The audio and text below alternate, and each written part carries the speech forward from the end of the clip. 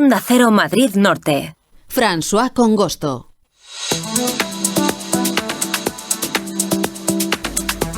Y continuamos con más información aquí en Onda Cero Madrid Norte, en este magazine Más de Uno Madrid Norte, al cabo de la actualidad. Hoy volvemos a tener en nuestros estudios a representantes de las dos empresas que impulsan la planta de tratamiento de biorresiduos de Colmenar Viejo, que dará servicio a esta zona norte de Madrid. Una planta de tratamiento que ha generado pues numerosos titulares en los últimos tiempos desde que se empezó a pensar en hacerla. Hoy tenemos con nosotros a Sergio Cabellos, que es portavoz de Precero. ¿Qué tal? Muy buenas. Encantado de acompañarnos. Buenos días. Bienvenido. Y también a José Luis Martínez, que es portavoz de Enagas Renovable, la otra empresa que también impulsa esta iniciativa. Encantado de estar aquí. Buenos días. Bueno, como decimos, es una planta que ha generado numerosos titulares desde hace ya 2 años aproximadamente. Nosotros hemos hecho numerosas informaciones al respecto de esta planta y también de la importancia de la economía circular, del tratamiento de biorresiduos en pleno siglo XXI. Sí, es cierto, ¿no? Yo creo que, de hecho, no solamente en la zona de la Comunidad de Madrid, ¿no?, sino en toda España hay una especie de boom de proyectos de biogás, biometano, y yo siempre hago la reflexión, y te la compartía antes de empezar, que desgraciadamente hay lugares donde no hay buenos proyectos y eso al final está, permitidme la expresión, está contaminando los excelentes proyectos, ¿no? Y esa es una dificultad que tenemos los promotores, que estamos comprometidos con desarrollar nuevas infraestructuras de excelentes en los territorios, y nos encontramos con esa casuística, ¿no? Yo creo que al final lo que promueven los ciudadanos es una preocupación legítima, y lo que tenemos que demostrarles es que este es un proyecto totalmente diferencial, ¿no? Y en esa tarea estamos, ¿no? Uh-huh. Una de las cuestiones, por cierto, que hemos hablado en alguna ocasión cuando hemos conversado con ustedes, es que este proyecto también ha evolucionado desde lo que sería el inicio, ¿no?, desde que empieza a moverse, debido justamente a bueno, pues encuentros que ustedes han tenido con diferentes actores en este asunto, como puedan ser plataformas, asociaciones o lo que han escuchado a vecinos. Sí, nos hemos intentado reunir con todos los agentes involucrados en la zona, desde los partidos políticos hasta vecinos, asociaciones. Hemos incluso estado en el Ángel Corella, tú y yo juntos, explicándole a todas las familias que han acudido pues un poco el proyecto para intentar dar esa calma y tranquilidad, para explicarles que esto es un excelente proyecto y que no les va a afectar en su vida. Y hemos tenido en cuenta todas las recomendaciones que nos han hecho para disminuir el tamaño de la planta, para comprometernos con el ayuntamiento en una serie de medidas, no solo en estar controlando día a día los olores que puedan ocurrir en la planta, sino que también el no incorporar purines, en una serie de medidas que van a reflejar en que el proyecto, como decía antes mi compañero Sergio, es un excelente proyecto. Uh-huh. Vamos a hablar de algunos de estos asuntos porque los hemos escuchado en la calle cuando ha ocurrido algún tipo de manifestación o bueno, pues han leído manifiestos. Por ejemplo, quería preguntarles por el asunto de justamente ese material que se va a utilizar en esta planta, biorresiduos, que sabemos que pueden ser desde los biorresiduos que se generan en el hogar hasta en otras plantas se han utilizado, por ejemplo, se utilizan purines, que son esto que defecan en las granjas, ¿no?, los animales. Sí, es cierto que hay mucha confusión, ¿no?, en cuanto a qué tipo de residuos se pueden aplicar en diferentes tipos de proyectos de biogás, biometano, ¿no? En el caso concreto de Colmenar, es cierto que hace 2-3 años ya, cuando empezó el proyecto, una parte de los flujos, no la más relevante, en torno a 15.000 toneladas aproximadamente, eran con sustratos de eyecciones, ¿no?, purines.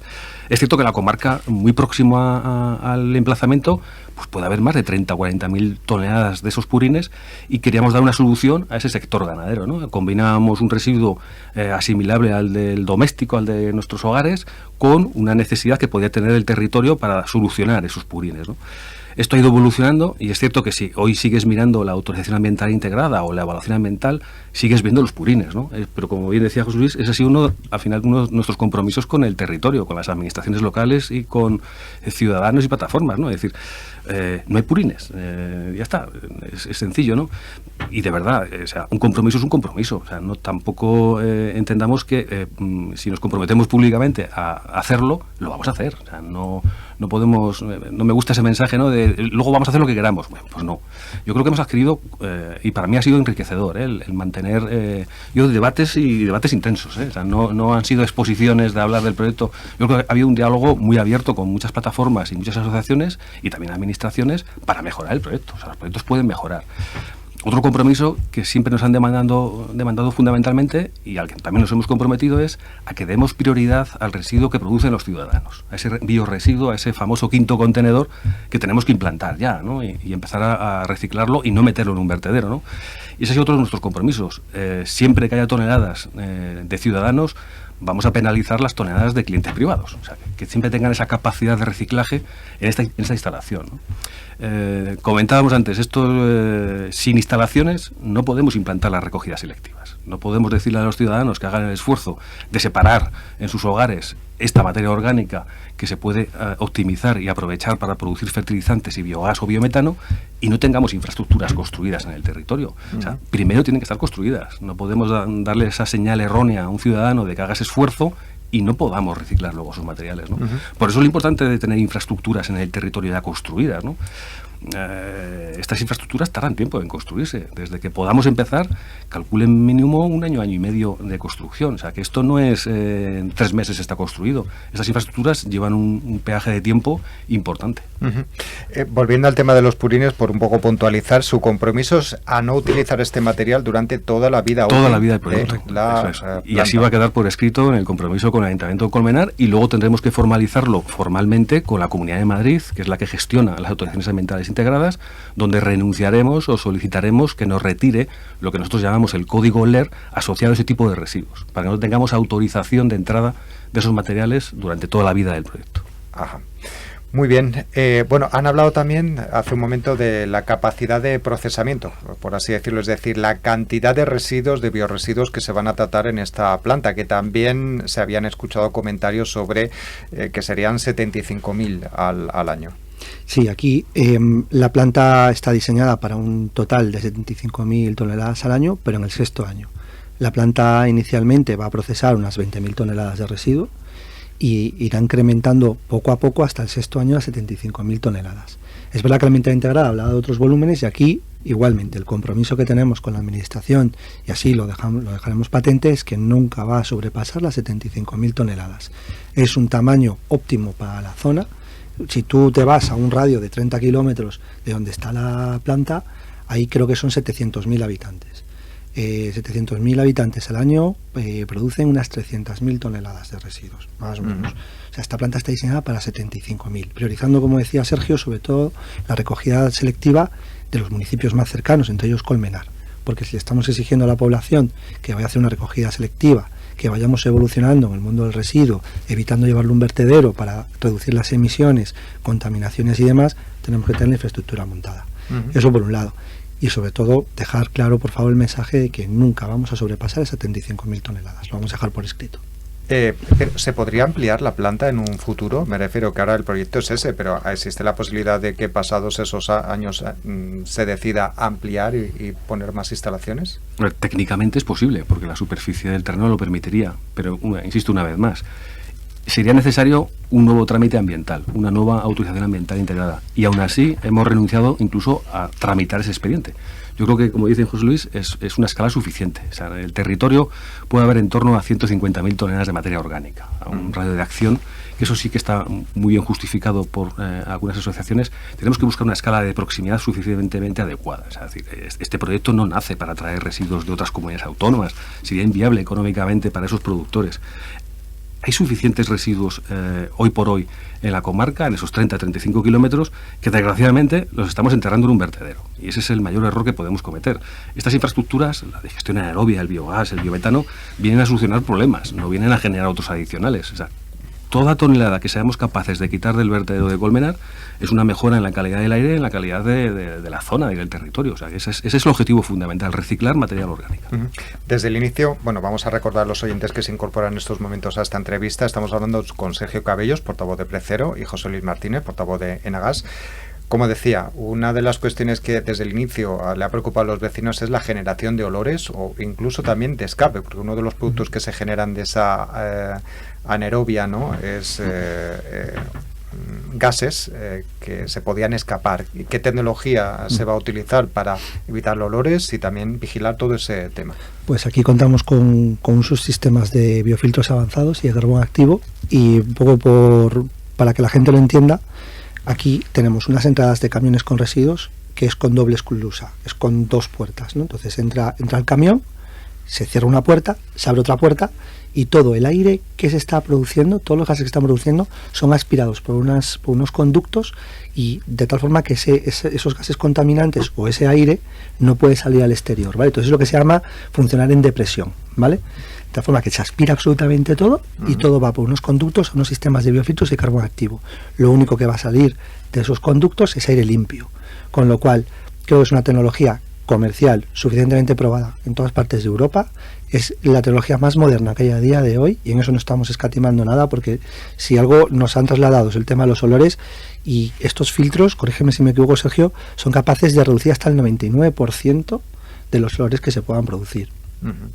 Yo ahí tendría que comentábamos antes, ¿no?, con la reflexión que intentaba haceros de otros proyectos, ¿no? Cuando veo noticias de otros proyectos en otros territorios donde se habla de, no sé, 12, 15 millones de euros de inversión, no aplican estas tecnologías. O sea, estas tecnologías son costosas. Las tecnologías de digestión anaerobia, los digestores, el proceso de upgrading y sobre todo el tema de inversiones asociadas a la depuración del aire antes de volver a emitirlo a la atmósfera, son costosas, tanto en inversión como en operación. Estas inversiones, el proyecto de Colmenar va a superar tranquilamente los 30-35 millones de euros, una horquilla diferencial respecto a cualquier otro proyecto. Por eso, entenderme que muchas veces me sale esa rabia cuando comparan un proyecto como el de Colmenar con otros proyectos puramente rurales, donde no se está invirtiendo en tecnologías avanzadas de control y de emisiones. Eso es fundamental. Si queremos dar tranquilidad a los ciudadanos del entorno, las tecnologías que tenemos que aplicar tienen que ser vanguardistas. Y existen tecnologías para controlar este tipo de emisiones. Se aplican en cualquier país de Europa. O sea, este tipo de emplazamientos, el problema de la gestión de los olores es un tema archiconocido en las depuradoras y en plantas de residuos orgánicos. No estamos inventando tampoco ninguna tecnología nueva. Lo que estamos haciendo es aplicarla y aplicarla bien.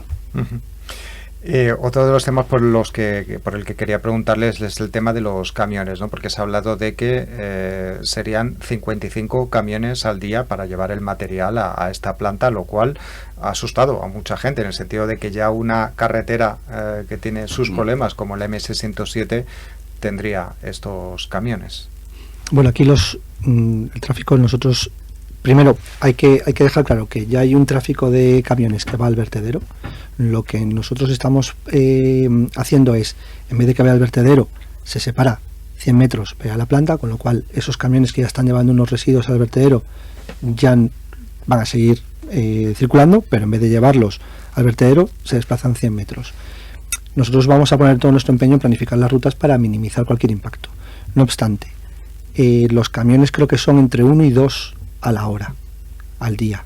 Entonces, si tú tienes en cuenta el tráfico que hay en la MS-107, creo que eran 62.000 coches que pasan a diario, creo que era un 0,09%, ya ni al 0,1% del tráfico que puede generar esta planta. Con lo cual nosotros vamos a poner todo empeño por minimizar cualquier tráfico, planificando rutas. Ya hay un tráfico de rutas hacia el vertedero, y en otro lugar el impacto va a ser mínimo con respecto a lo que ya hay a día de hoy.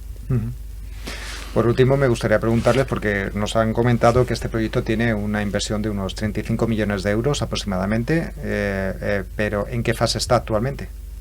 Vale, mira, no me lo has preguntado, pero me estaba surgiendo ahora una cuestión que he escuchado sobre el tema de las subvenciones, ¿no? Para que quede un poco claro cómo funcionan las subvenciones de los fondos europeos o Next Generation. Los promotores, en este caso nosotros o cualquier otro promotor, no recibe la subvención de manera anticipada. De hecho, las subvenciones europeas son muy, muy exigentes y deben serlo. Los promotores reciben las subvenciones cuando ejecutan los trabajos y demuestran que han abonado y han pagado esos trabajos. Desgraciadamente, con los retrasos que estamos sufriendo, pues es realmente complicado que podamos tener la obra ejecutada. Yo creo que la fecha límite, corrígeme José Luis, era en torno a mayo del 26. Eso es. O sea, es más que probable que este proyecto no reciba ningún tipo de ayuda de fondos Next Generation. tampoco era relevante, entenderme, eran en torno a 3 millones de euros. Cuando tienes esa dimensión de 35 millones de euros, 3 era un aliciente para promocionar esa colaboración público-privada, ¿no? Era un impulso para que un promotor privado o promotores privados desarrollen infraestructuras a favor del territorio, ¿no? Pero las subvenciones, en este caso, prácticamente yo diría que están descartadas, a no ser que haya algún tipo de prórroga que no parece que haya. En cuanto a los trámites que me preguntabas, ahora mismo ya hemos tenido el informe favorable del Ministerio de Fomento, de Aviación, las servidumbres civiles, con un informe favorable de no afección al aeropuerto, y ahora nos queda Ministerio de Defensa, otro actor más, dada la base que tenemos en Colmenar y Transportada, ¿no? Entonces, nos queda ese último trámite con este Ministerio de Defensa, que pensamos que será lo más rápido posible, y a partir de ese momento sí que podríamos solicitar la licencia de obra. Uh-huh. Por cierto, si no se consiguen las subvenciones de la Unión Europea, los fondos Next Generation, ¿se haría la planta? Sí, por supuesto. Sí. Uh-huh. Sí, Vale. eso lo hemos Lo pregunto porque también se ha hablado mucho en lo hemos confirmado. Sí, pero muchas veces se escucha ese tipo de confusión en algunos medios de que los promotores ya hemos recibido la subvención. No, esto no funciona así, de verdad. O sea, los fondos Next Generation, los fondos europeos, FEDER, son muy exigentes y, insisto, tienen que ser así. Los promotores tienen que demostrar, tanto privados como públicos, tienen que demostrar que han ejecutado en tiempo y forma las inversiones, y tienes que demostrar que has hecho el abono o el pago de esas inversiones. Si no, no tienes derecho a la subvención. Muy bien, bueno, pues hemos conseguido aclarar algunas dudas y algunas informaciones, ¿no?, que se han manejado en estas semanas y en estos meses en relación a esta planta. Muchas gracias a Sergio Cabellos, portavoz de Precero, y a José Luis Martínez, portavoz de Enagas, por haber tenido estos minutos para poder aclarar todas estas dudas. Gracias a ti, un placer.